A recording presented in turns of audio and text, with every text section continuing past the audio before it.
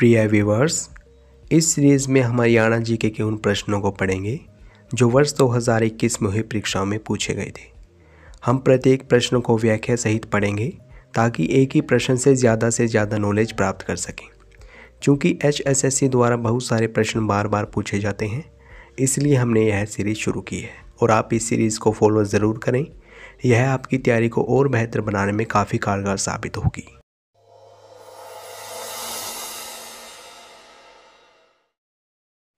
चलिए शुरू करते हैं पहले प्रश्न से। प्रश्न है, हरियाणा पर्यावरण संरक्षण एवं शोध समिति का गठन कहाँ हुआ? ऑप्शंस हैं कुरुक्षेत्र, कैथल, चरखी दादरी या फिर हिसार। इसका सही जवाब है ऑप्शन सी, चरखी दादरी। आइए इसकी व्याख्या देख लेते हैं। हरियाणा पर्यावरण संरक्षण एवं शोध समिति का गठन किया गया है चरखी दादरी में। चरखी दादरी की बात करें तो इसकी स्थापना 1 दिसंबर 2016 को की गई थी। चरखी दादरी में एक गांव है कलियाना गांव। यह हीलना पत्थर के लिए बहुत ही प्रसिद्ध है। हीलना पत्थर कहाँ पर पाया जाता है? हरियाणा में चरखी दादरी के कलियाना गांव में। चंद्रावती, फोगाट फैमिली, हुक्म सिंह और हीरा लाल चुनारिया, इन सब का संबंध भी चरखी दादरी से है। चंद्रावती की बात करें तो ये हरियाणा की पहली महिला सांसद है।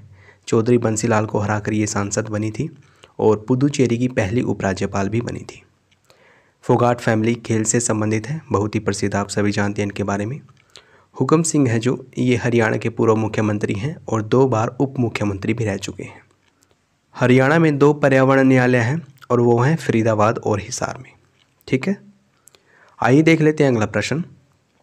निम्नलिखित में से कौन सा हरियाणा की महिलाओं द्वारा पारंपरिक रूप से गर्दन यानी गले में पहने जाने वाला जेवर है?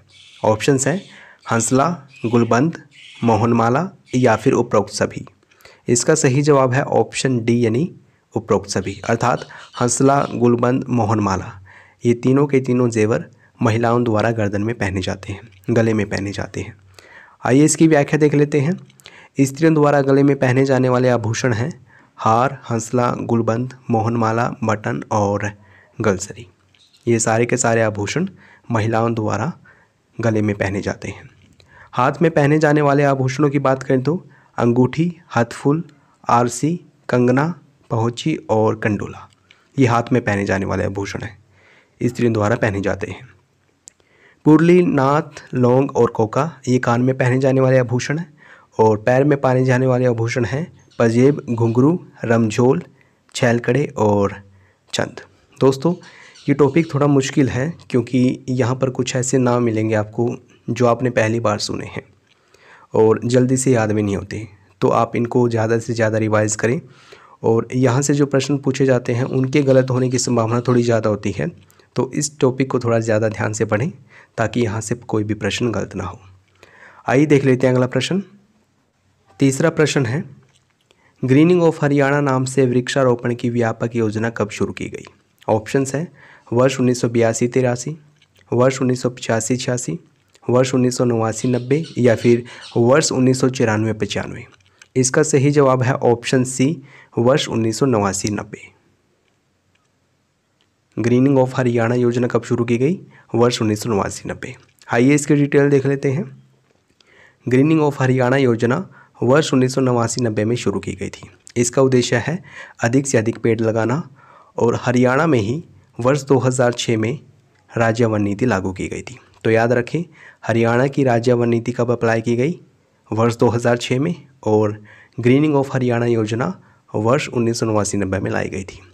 हाल ही में एक रिपोर्ट आई है जनवरी 2022 में, उसमें ये बताया गया कि हरियाणा में क्षेत्रफल और प्रतिशतता के आधार पर सबसे कम वन पाए जाते हैं, एरिया वाइज भी और परसेंटेज वाइज भी।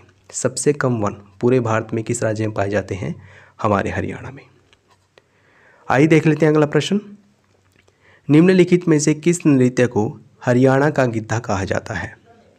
ऑप्शंस है लूर लोक नृत्य, रतवाड़ी नृत्य, झूमर नृत्य या फिर घूमर नृत्य।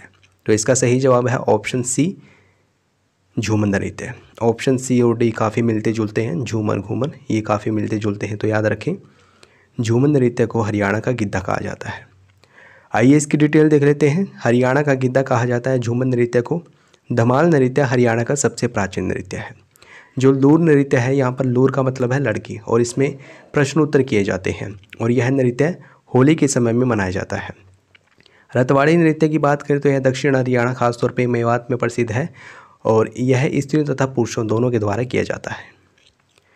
5वां प्रश्न है, हरियाणा में लोकायुक्त पोर्टल किस वर्ष लॉन्च किया गया? ऑप्शंस हैं वर्ष 2020, 2019, 2021 या फिर इनमें से कोई नहीं। इसका सही जवाब है ऑप्शन बी 2019। आइए इसे डिटेल में देख लेते हैं। दिसंबर 2019 में सीएम के द्वारा लोकायुक्त पोर्टल लॉन्च किया गया था और हरियाणा लोकायुक्त अधिनियम 2002 को 27 जनवरी 2003 को लागू किया गया था। तो याद रखें, लोकायुक्त पोर्टल की बात करें तो यह दिसंबर 2019 में लॉन्च किया गया था और लोकायुक्त अधिनियम 2002 कब लॉन्च किया गया था, अर्थात कब लागू किया गया था? 27 जनवरी 2003 को। इसका उद्देश्य है भ्रष्टाचार को रोकना। हरियाणा के प्रथम लोकायुक्त थे जस्टिस प्रीतम पाल और वर्तमान लोकायुक्त हैं हरपाल वर्मा। देख लेते हैं अगला प्रश्न। ये प्रश्न बहुत ही ज़्यादा इंपॉर्टेंट है। प्रश्न है, विद्यालय नहीं जाने वाले दिव्यांग बालकों की वित्तीय सहायता 18 वर्ष से कम आयु हरियाणा राज्य सरकार के किस विभाग की विशेष सहायता योजना है?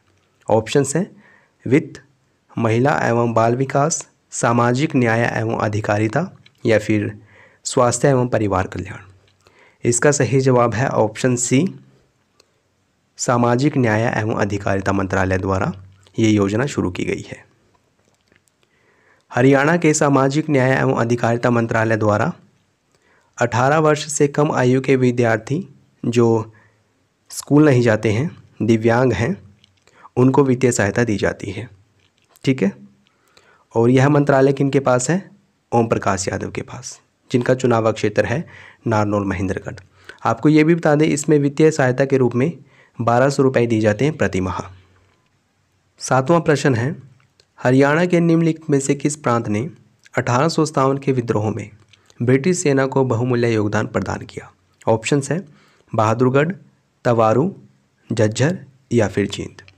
इसका सही जवाब है ऑप्शन डी यानी जींद। आइए इसकी डिटेल देख लेते हैं। हरियाणा में 1857 की क्रांति की शुरुआत अंबाला से हुई थी 10 मई 1857 को और इस क्रांति में जींद रियासत ने ब्रिटिश सेना का सहयोग किया था। इसके अलावा लोहारू, छछरौली या फिर कलसिया, पटौदी, कुंजपुरा, दुजाना, करनाल, सांपला, इन रियासतों ने भी ब्रिटिश सेना का सहयोग किया था। तो इतनी बातें हमें ज़रूर याद रखनी है। ये प्रश्न कई बार एग्जाम में पूछा गया है, इसको आप ज़रूर याद रखें। प्रश्न है, हरियाणा के निम्नलिखित महान योद्धाओं में से कौन सिपाही विद्रोह के समय मेरठ का नायब कोतवाल था? ऑप्शंस है अब्दुस समद खान, विक्रम सिंह, राव कृष्ण गोपाल या फिर रामेश्वर दयाल। इसका सही जवाब है ऑप्शन सी, राव कृष्ण गोपाल। सिपाही विद्रोह के समय में ये मेरठ के नायब कोतवाल थे। ठीक है, 9वां प्रश्न है, काफ़ी अच्छा प्रश्न है ये। क्रिकेट टेस्ट मैच जिसमें हरियाणा के कपिल देव ने सबसे अधिक विकेट लेने का रिकॉर्ड बनाने के लिए 432वां विकेट लिया, ये कहाँ पे आयोजित किया गया था? कब आयोजित किया गया था? बेसिकली ये पूछा गया है किस डेट को आयोजित किया गया था ये।